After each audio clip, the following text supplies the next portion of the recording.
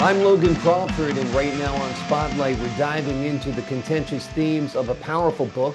It is called Chairman Biden and Dr. Fauci's Monster. It's written by Ronald Alfred Weitzman. It is a provocative book that takes a look at the divisive issues in contemporary America, from the pandemic responses to the 2020 presidential election. We're delighted to have this very talented author join us here today on Spotlight. And we ask viewers like you to support writers like him by subscribing to our channel and by purchasing his delightful book. The links are below this interview. Ron, good to see you here today on Spotlight. Welcome. Welcome. Thank you very, very much. I got a feeling you don't like Joe Biden very much, right?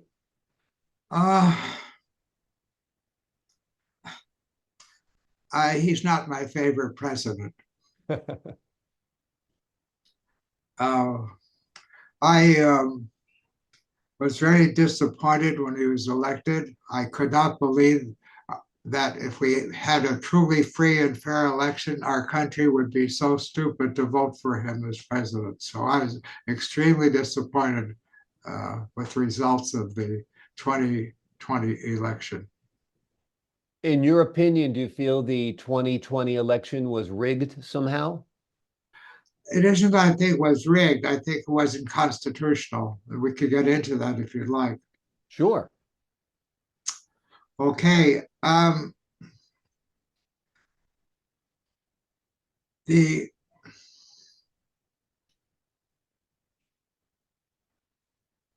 the first place, I want to talk about get into it by talking about the insurrection into the Capitol first, and that will get us to the answer to that question. I believe it was Mike Pence who was responsible for the incursion on January 6th into the Capitol. And the reason is that he took a vow when he became vice president to defend the Constitution.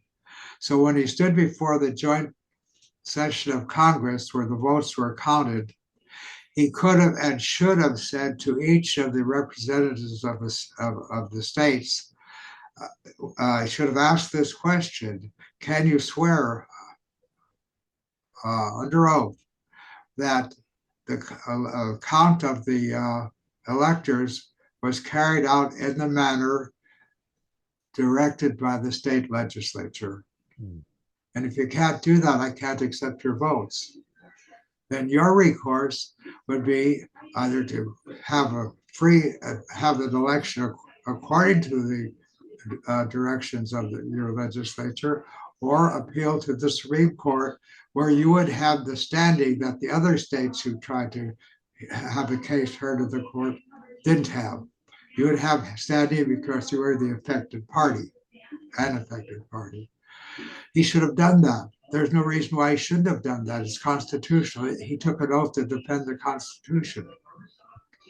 And if he had done that, if they had a revote, maybe it would have come out the same way. If they went to the Supreme Court, maybe their position would have been accepted, but it would be unconstitutional because many of the states, at least 3 or 4 or 5 of them, didn't follow the Constitution, in that the procedures they used to determine the electors was not devised or directed by the state legislature. So it was unconstitutional.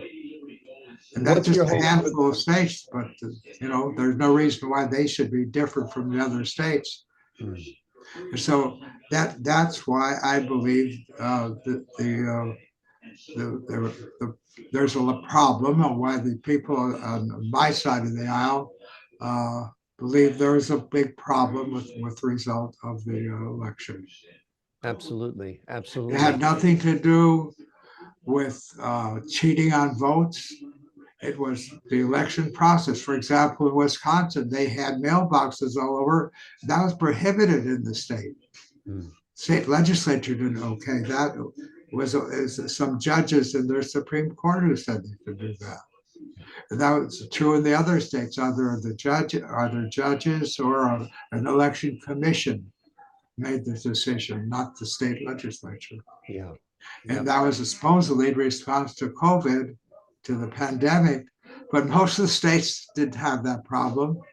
We had the same pandemic. Yeah, So there was a real problem in that election. absolutely. Serious.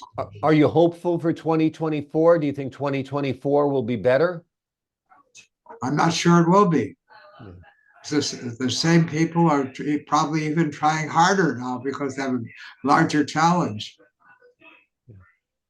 The mail-in ballots seem to be a problem. They're not really regulated. They're not in control. The mail-in ballots seem to be a problem. Mail-in ballots are the big source of the problem because there's opportunity for fraud, Mm. big opportunity. Yeah. And voter ID, that's another problem, no doubt. Voter ID, why not have a voter ID? You can't drive a car without a license with a picture on it. In some states, you can't walk into an office building without an ID. That's right. Yeah. Right. I worked at the Navy school for years, at Naval Postgraduate School. We had to have a identification just to get in, get out. Exactly. Exactly. Most of them. Now, the second title of your book is Dr. Fauci's Monster. Who is Dr. Fauci's monster? Dr. Fauci's monster is the pandemic. Yeah. It was, it frightened people the way a monster would frighten people, had terrible consequences. And a lot of the consequences weren't the consequence of the virus, it was the consequence of the politicians handling the virus, managing the problem. And the biggest problem there was the mishandling of statistics. For some reason, the federal government did not recognize natural immunity. And I mean, that was a direct challenge to scientific knowledge, not only in this country, but elsewhere in the world. We knew that people were immune to it who had the virus. And over half the adult population in our country had the virus, and they were immune to it, yet they lost their jobs or were kicked out of the military service if they didn't have a vaccination. Yeah. They're immune. Yeah. I mean, and the children, the worst problem was the children. They were immune to it, largely immune to it, unless they had some underlying condition or something, comorbidity. And so maybe that some of the teachers were vulnerable, but the healthy ones weren't vulnerable either, the young ones and healthy ones. And so we had a horrible effect on our educational system. I think the children were the hardest, and other than the people, of course, who died. Yeah. It seemed like the virus did not hit children hard at all. Very few children died, but many, in fact, millions of children were kept out of school for months and months and months. And that affects their life, their whole lives afterwards. There are times when it's best to learn each little thing that we have to learn to grow up to be useful and successful adults. And if we don't learn them at those times, we have bigger problems. Imagine if we didn't learn how to talk till we're 10. No one taught us how to talk till we're 10 years old. We have real problems. Exactly. And also it made school seem like it was optional, that you didn't need to go to school. And the kids, I used to see them, they'd be like half asleep in front of a computer doing nothing, so it's crazy. That's not going to school.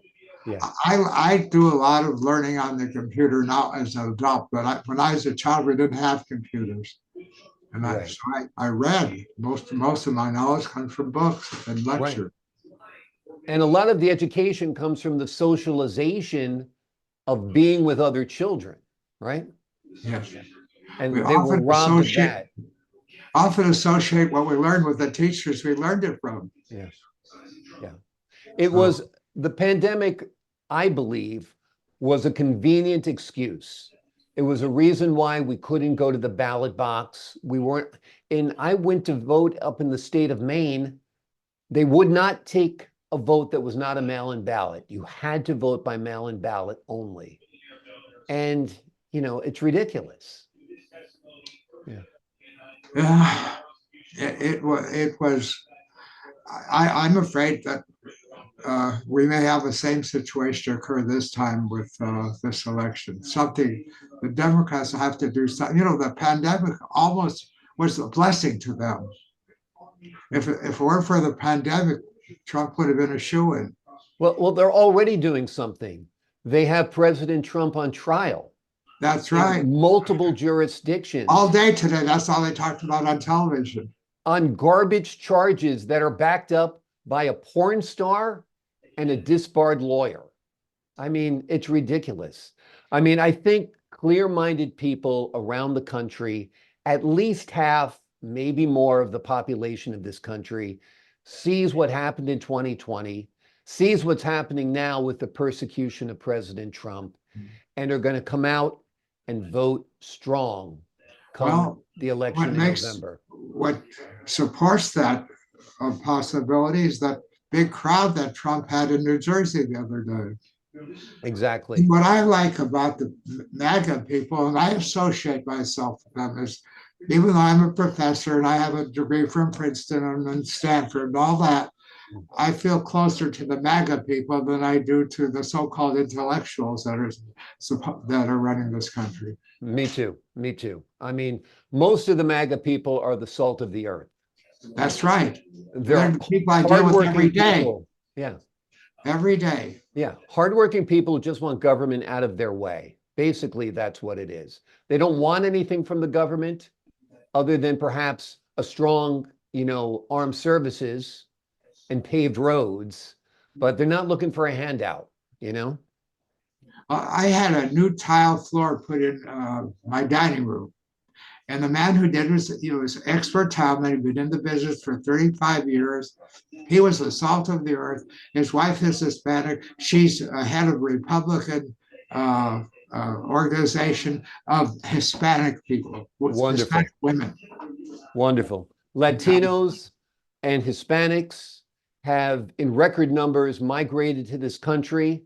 And the good news is they're hardworking, honest people who see value in men like President Trump. He was as hardworking and as honest and as prompt and as effective and responsible as possible. Agreed. Agreed. Great Americans. As are you, sir. I appreciate your contribution to the show. I appreciate your contribution to the literary world.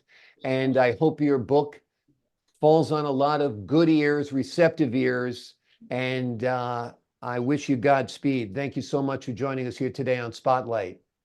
Well, thank you very, very much. I hope as many people as possible read it, not just the MAGA people, but maybe some other people as well, particularly the independents. Exactly, exactly. It's a thoughtful book. It makes a great argument. If you're independent and you're not sure which way you want to vote, take a look at Ron's book. It's called Chairman Biden and Dr. Fauci's Monster. It looks at the 2020 election. It looks at the overblown pandemic response. And I think once you see it analyzed the way Ron has analyzed it, you'll come to your own conclusion, which will be the right one. Ron, thank you so much for joining us here today. Well, thank you.